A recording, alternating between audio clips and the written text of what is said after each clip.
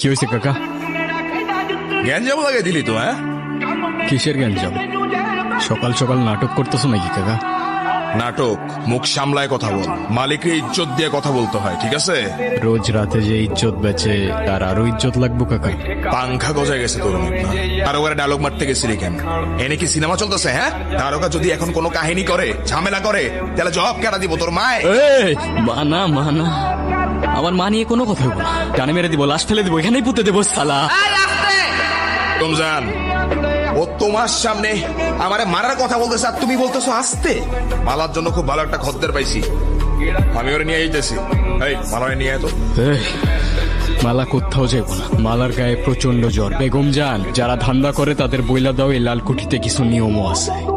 আজকে বেগম জানার লেগা তুই পাইছে গেলি। মাইরা যাও না কাকা, তাইলে পরে আফসোস করবো।